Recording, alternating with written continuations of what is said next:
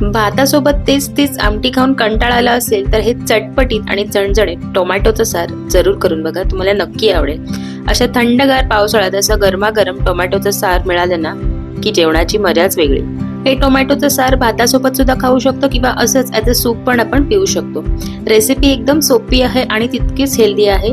रेसिपीला पण सुरुवात करूयात. इथे मी 4 पिकलेले टोमॅटो घेतलेत, चांगले धुवून स्वच्छ करून पुसून घेतलेत आणि एक छोटंसं बीट घेतलंय, बीटाचे देठ कापलेत, साल काढून घेतलंय पूर्ण.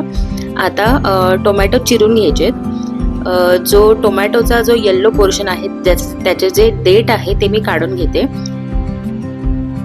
अशा पद्धतीने टोमॅटोच्या मोठ्याच फोडी ठेवायचेत, आपल्याला ते काही परतवायचं नाही, मिक्सरलाच लावायचं आहे. तर सगळ्या टोमॅटोची अशी देठ काढून घेते आणि या टोमॅटोतल्या बिया सुद्धा मी काढून घेणार आहे. बिया काढणं हे ऑप्शनल आहे, तुम्हाला जर बिया आवडत असेल तर ठेवू शकता. बघू शकता टोमॅटो मी पूर्ण धुवून त्याच्या बिया काढून घेतले, देठ सुद्धा कापून घेतले. आता ही 4 कापलेले टोमॅटो एका मिक्सरच्या भांड्यात घालायचे आणि अख्खा बीट सुद्धा मी एकदम बारीक चिरून घेतलाय, बीट सुद्धा यामध्ये घालायचं मिक्सरच्या भांड्यात. त्यानंतर 4 ते 5 लसणाच्या पाकळ्या सोलून घेतल्यात, त्या सुद्धा या मिक्सरमध्ये घालायच्यात आणि सुकं ओलं खोबरं चांगलं किसून घेतलंय मी, पाव कप आहे हे. आता हे सगळं पाण्याचा वापर न करता एकदम बारीक एकदम स्मूथ पेस्ट करून घ्यायचे, अजिबात पाण्याचा वापर करायचा नाहीये. बघू शकता एकदम स्मूथ पेस्ट झालेली आहे. बीट घातल्यामुळे रंग बघा किती छान आलेला आहे. टोमॅटो सार करण्यासाठी जी आपली मेन पेस्ट लागणार होती ती तयार आहे, एकदम पटकन तयार झाली आहे बघा. आता फक्त फोडणी द्यायची. तर एक कढई घेतले आणि कढईमध्ये 1 चमचाभर तेल घेतले. तेल थोडंसं गरम झालं की त्यामध्ये घालायचे अर्धा चमचा मोहरी.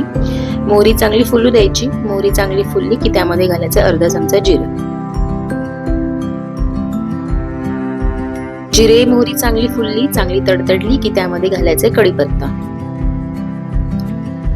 आणि एक अर्धा मिनिट असंच ठेवून यामध्ये आपण जी पेस्ट केली ती घालायची.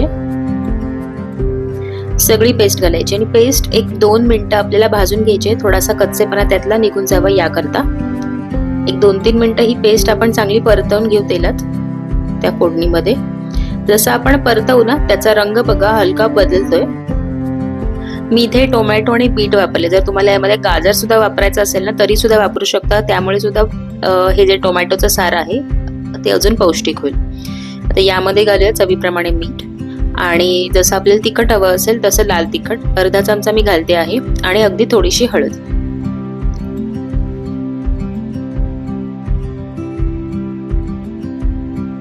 त्यानंतर यामध्ये घालायचे अगदी जराशी चिमूटभर किंवा पाव चमचा हिंग. आता हे सगळं मिक्स करूया आणि आणखी एक 2 मिनिटं परतवून घेऊयात. हे सार करताना अजिबात काही एक्स्ट्रा मसाले वगैरे घालायची गरज पडत नाही, फक्त चटणी, मीठ, हळद आणि जराशी हिंग एवढंच आपल्याला घालावं लागतं.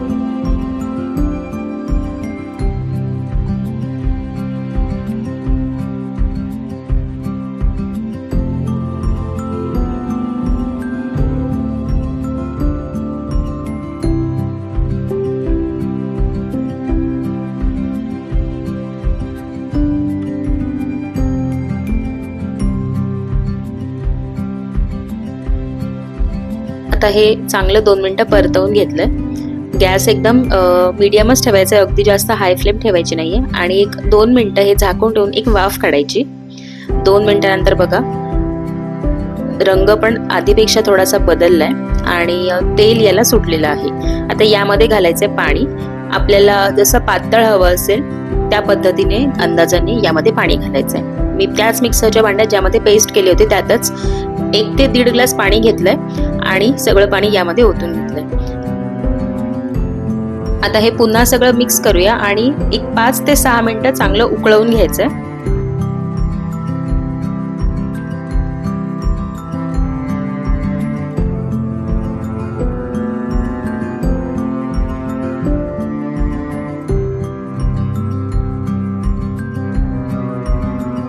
बघू शकता किती छान उकळी फुटले. 1 ते 1.5 मिनिटं हे असंच उकळवू द्यायचं. जर तुम्हाला अगदीच दाटसर वाटत असेल तर यामध्ये पाणी ऍड करू शकता.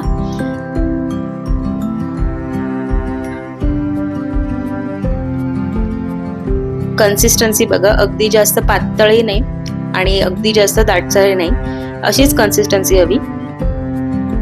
म्हणजे हे आता आपण भातासोबतही खाऊ शकतो किंवा असंच सूप सारखं वाटीतून किंवा ग्लासमध्ये घेऊन पिऊ शकतो.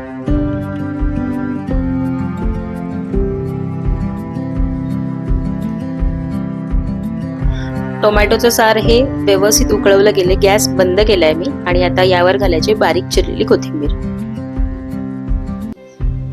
या स्टेजला मीठ वगैरे चेक करायचं, गरज वाटत असेल तर मीठ आपण इथे घालू शकतो.